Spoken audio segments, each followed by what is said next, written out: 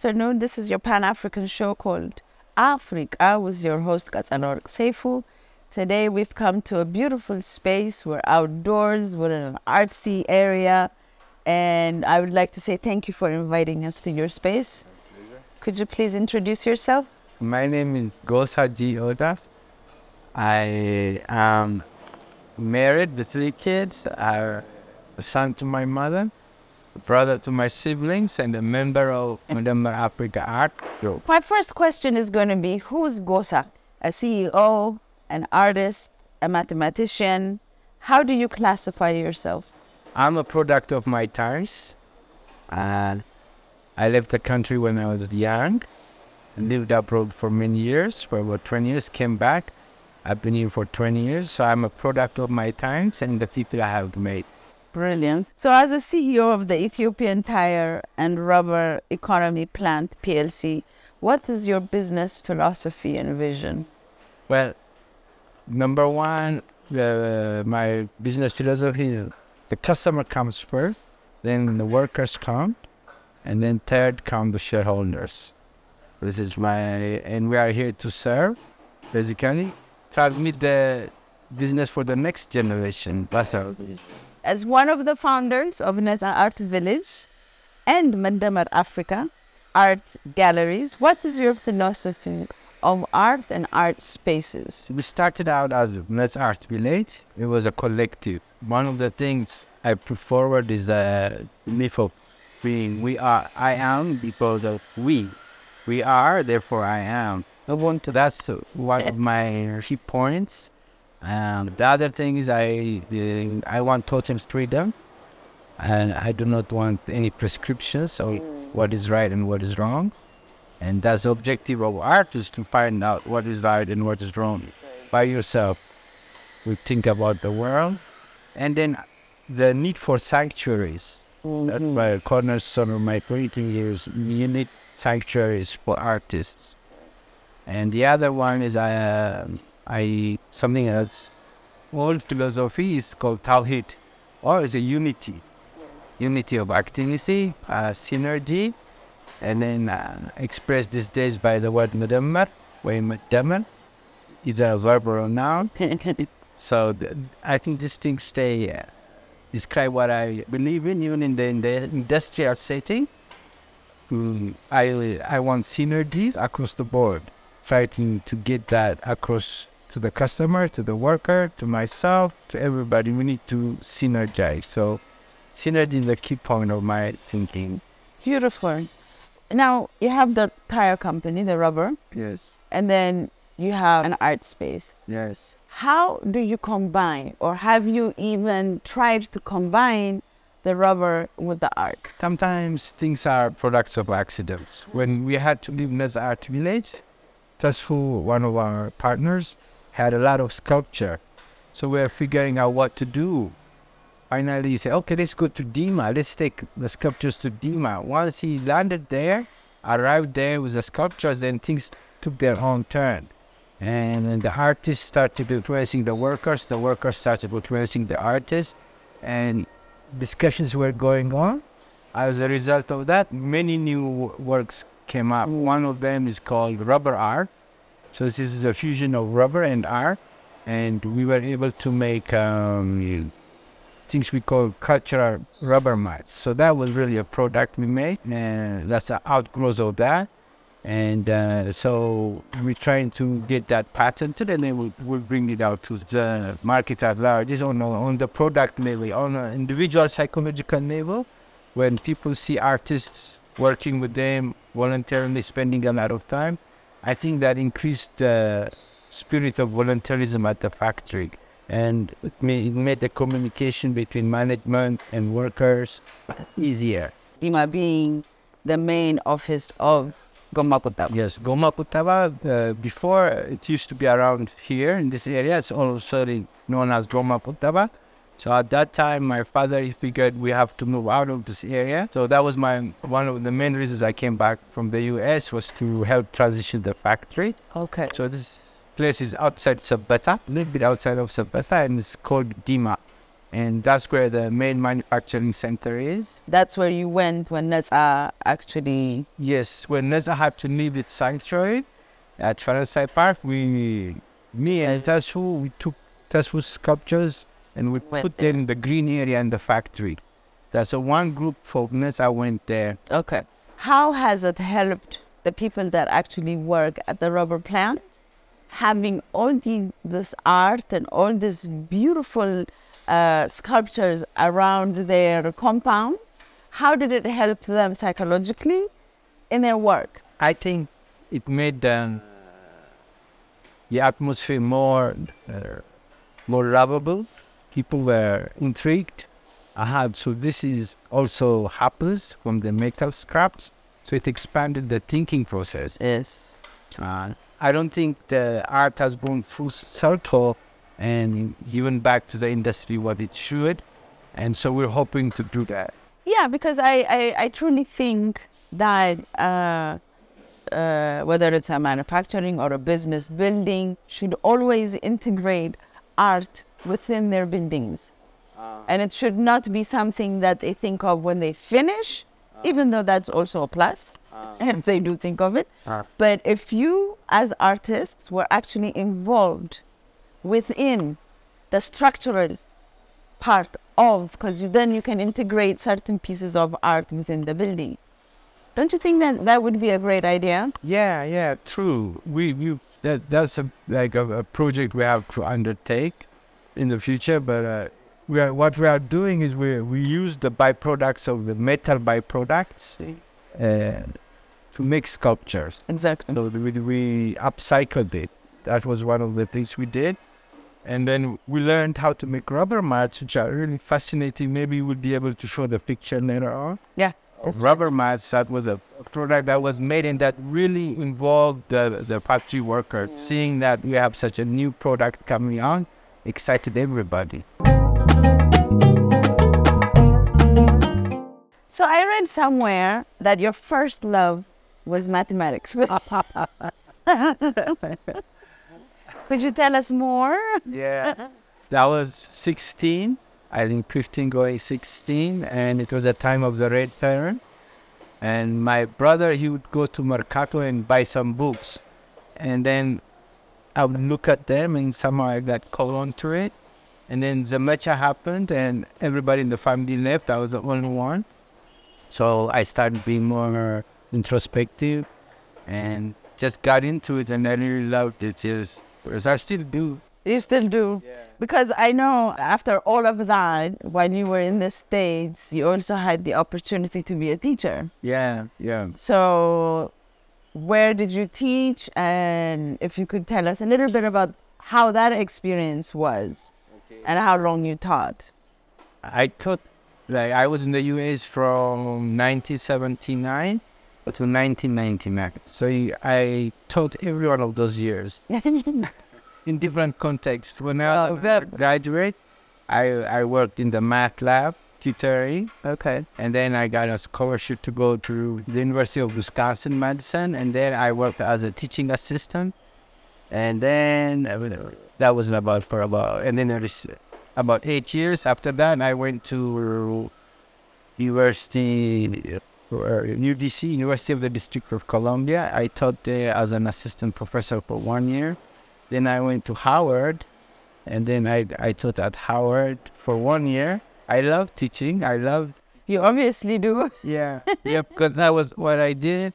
And then I took a break, and then went back to math around 1995 to 99. So all those years I was teaching, and teaching is wonderful.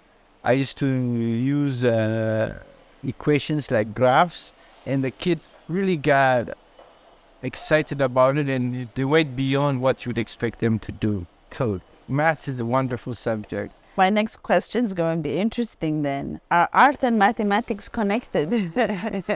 True. Very much connected. At the beginning, it was a reaction kind of thing. When I went, I said to myself, what is it something that I know and which I have not been trained at?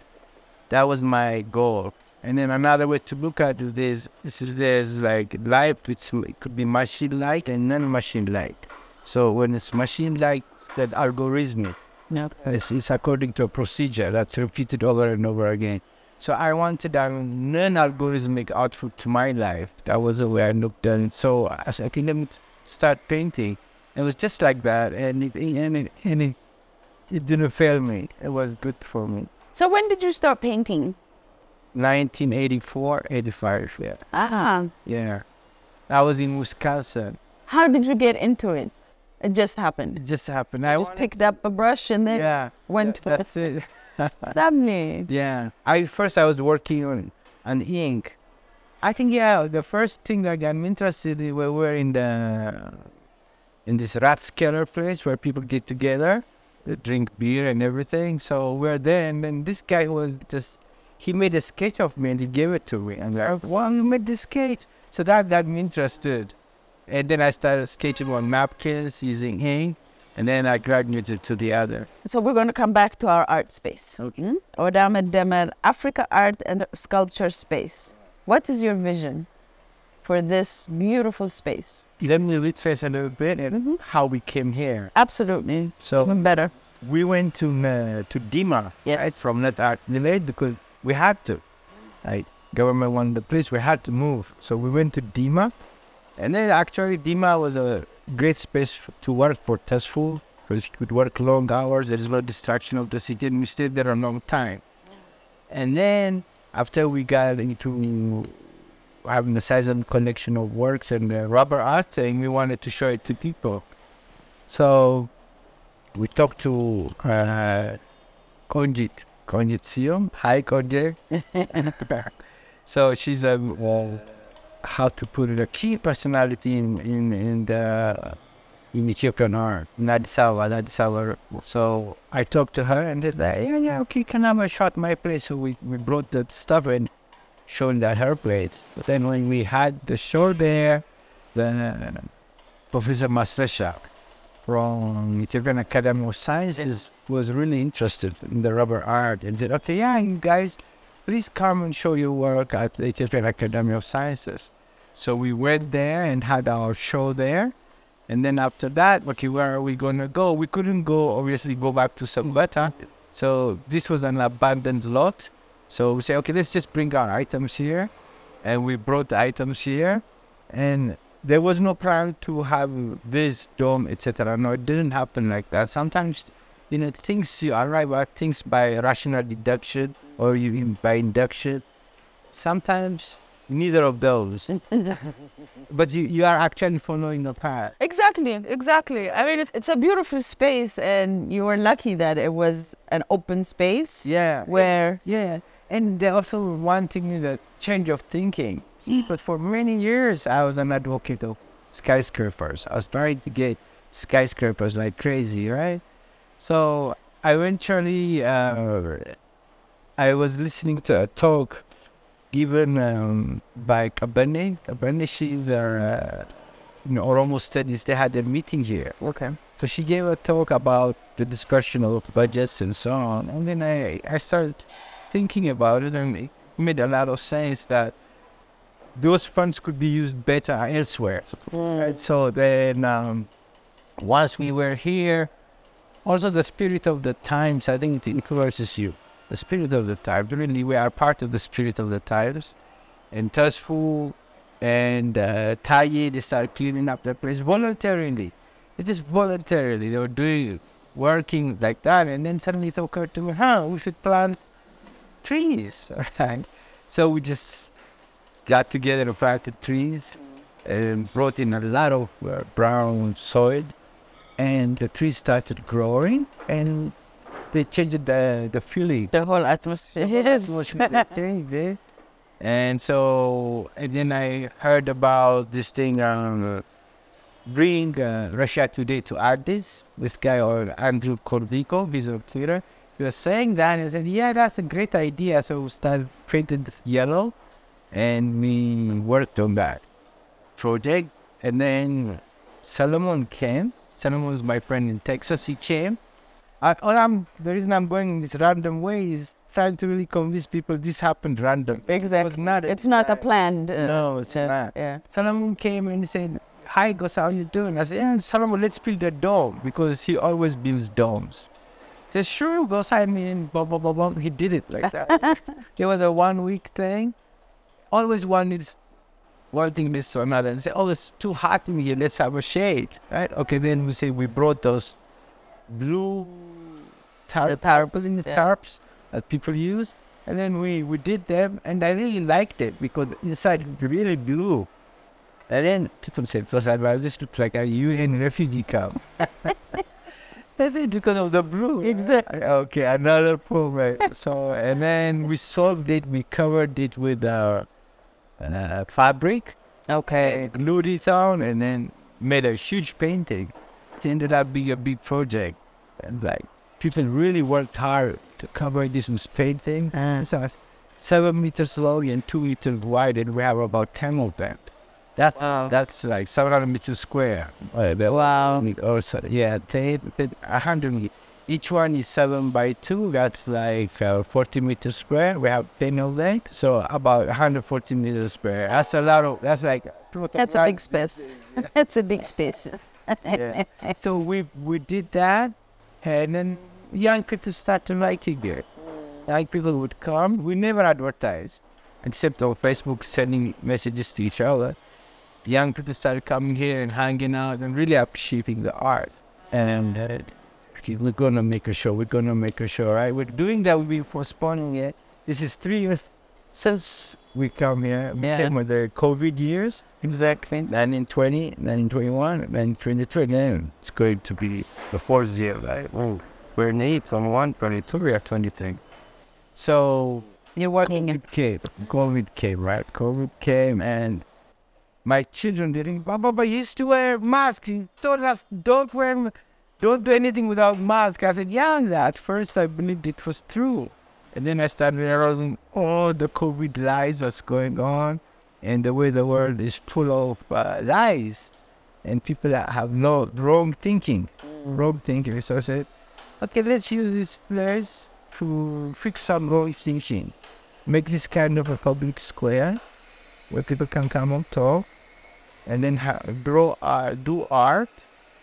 Mind you, none of this is permanent. Everything that is art, it could stop tomorrow. Exactly. Yeah, so we're not going to be held hostage by the desire of being timeless. Well, if we can enjoy it one lunch, that's good. That is a beautiful thing. I know, because we don't have another space like this. That's the other special part about this is you get the art, you get the trees, you get the garden. It's like, it's inclusive. Yes. And there's a lot of different spots where people can really sit down and do what they need to do. Absolutely. The trees are very important. Absolutely, I agree. Very important. They determine the vibe of the place. And the other thing important is the yellow color. Yellow is an important color. It creates hope, and it gives the energy. It reminds you of the sun. Right. And then the other important aspect of this is the dome. So the geometry makes the mind. When you are in a curved space with openings, it affects the way you think. The way you think. Yeah. Now, this dome has a name. True. So I want you to tell us why you gave it that particular name after you tell us the name. I'd rather you say it. Okay. And I would like to know, even though you kind of mentioned it earlier, but now that we're talking about the dome, I want to know what's behind the dome, your philosophy behind also the name. The name. So the name is Ubuntu Doma. And the person who first taught me about that term is Reggie Kumalo. Reggie is a South African painter. He goes on his motorbike all over the world and makes paintings. Nice. And so he introduced the term Ubuntu to me. When we walk, there's rhythm. When we sneeze, when we work, whatever job we are actually doing or whatever anybody's doing is rhythm, is sound. It's just like we hear here in your dome. So I thought this would be interesting because I feel like even though this is in sound, you've actually tried to do that in art. What do you think?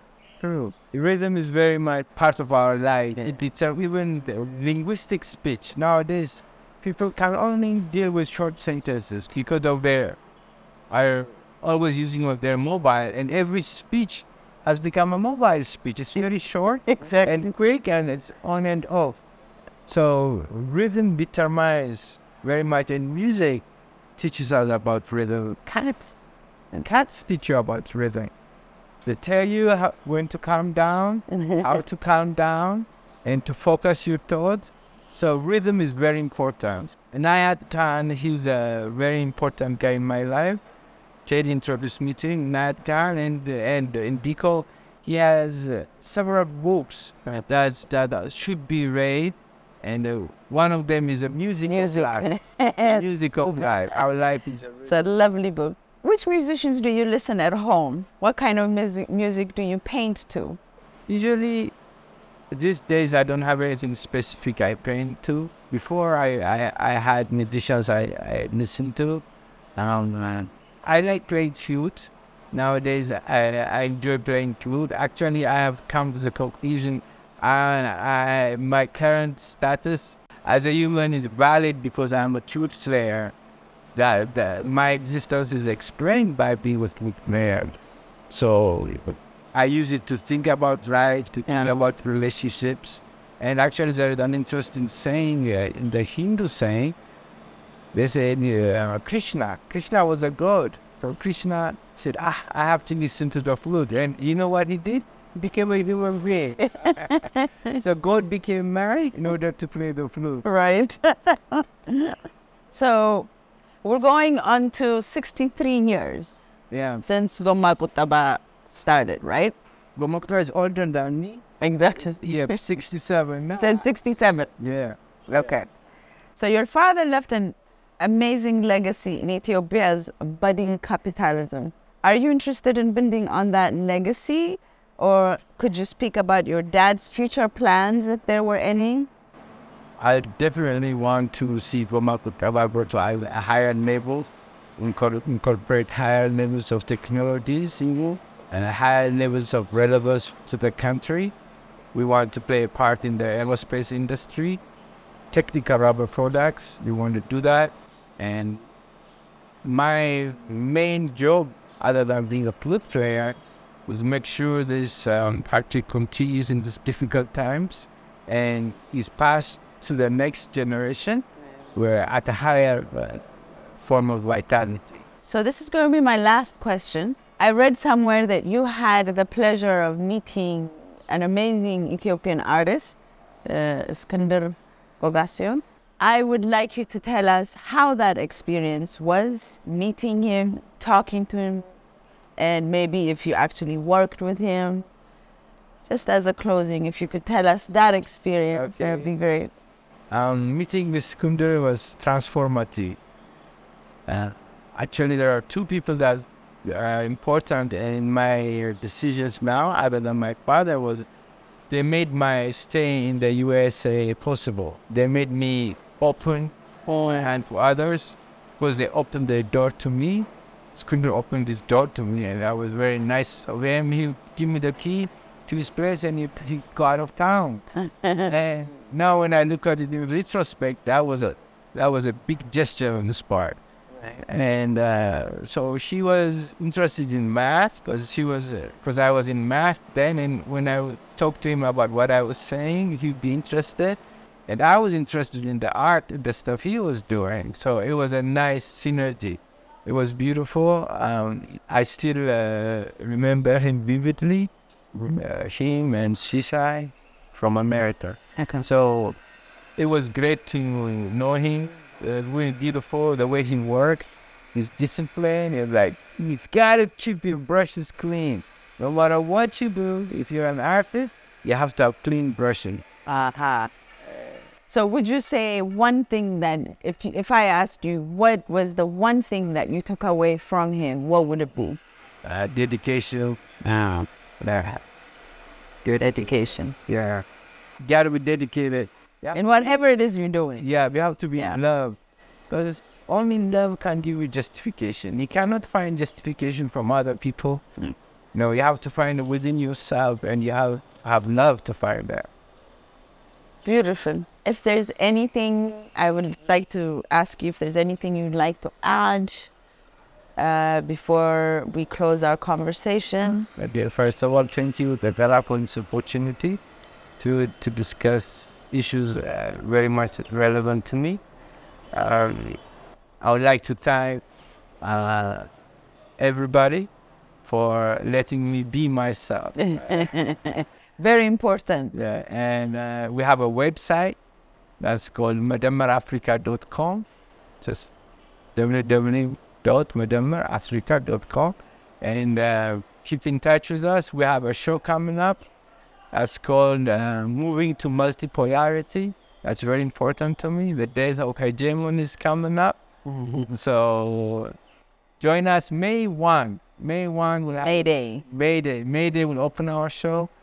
Movement to Multipolarity. Thank you very much. In this dome, there are a lot of paintings, and we have displayed several of them behind us. So it might be hard to go through the whole dome, but if we could just tell the artists, because there are some special pieces in here. And I say special because of how they were chosen to be made. They didn't use your normal acrylic paints and so on and so forth. So if you could just describe the paintings behind us, we would greatly appreciate it. Absolutely. Members of our group, Dawit Mulunan and Tasfaun Kubru, they have their own style. Tasfu uses iron dust. Iron dust is a byproduct of the factory, and he calls it zigatism. It's a mix of that technique of using rust and water, oxidation, and some acrylic paints. These are his works. Tasfaun Kubru. This one is Dawit Muluna. So he makes his own pigments. He crushes stone, and just really unbelievable work. That's she's painting this famous woman. That's the picture, photograph. And so and then Munugeta, this is Munugeta's work. He uses 3D. So these are the three painters in our group. Munugeta, Tasfaun, and Dawit Mulunan. And we have Groom Saifu, who's our media guy. And we have Abdurrahman, who is our calligrapher and everything. So and then we have a lot of artists that come here and they support us, and notably the dancers, the Destino group, Junardin and Adisu. So that's a new dimension we have in our group, is the dance aspect of it. And the backside of the Ubuntu Doma are magnificent paintings that were made by Dawit and Tasfaun mainly. And before we go back into the question that I asked, we've had to add a painting behind you. Yeah. And, you know, granted, we have to talk about all of them. Yeah. Since we had to add that in there. Yeah. Could you please tell us a little bit about that? Okay. This painting was done by Dawit Muluna. It has what we think of Madammar art. That's our emblem, and Africa is green. It's enough for us. We can rely, self-reliance, synergy. That's what the whole is more than the sum of its parts. That exuberance, that feeling of hope we have for our continent by us coming together. That's what that. And then we came together where? At Madammar Afreeqa. At Ubuntu Doma. Inside the dome. Inside Ubuntu Doma. So now you can tell us about the dome. Ubuntu Doma is when I realized the statement that geometry makes the mind is correct. By working in here, by being influenced by the curve of the space, that makes the mind, it makes people more open to discussion. And we want to bring discussions up first. Actually, this fellow I'm reading these days, his name is Opui Enwezo. Yeah. Apparently, he was very famous, he has passed away. And he would always bring the discussions up front. This was not to diminish the works of art, but discussions is how we interpret reality. And so and understand where we are at. And so those kind of things. So Ubuntu Doma is now our public square. People get together and discuss. I hold my meetings here. And that is Ubuntu Doma. It's a geodesic dome. Brilliant. So once we saw you playing a Japanese flute at an opening. So are you a musician as well? Well, my influence is my uncle's son, my cousin Teddy. So we lived together in Michigan. Okay. And at that time is when I picked up the flute. And ever since then, I've played the flute. I consider myself a sound person. I play music to my ears. And sometimes when I play with some people, I really even feel higher, the synergetic way. Thank you very much. This is your show, Afreeqa, on Arts TV, showing on Saturdays from 4 to 5. My name is Goss Seifu.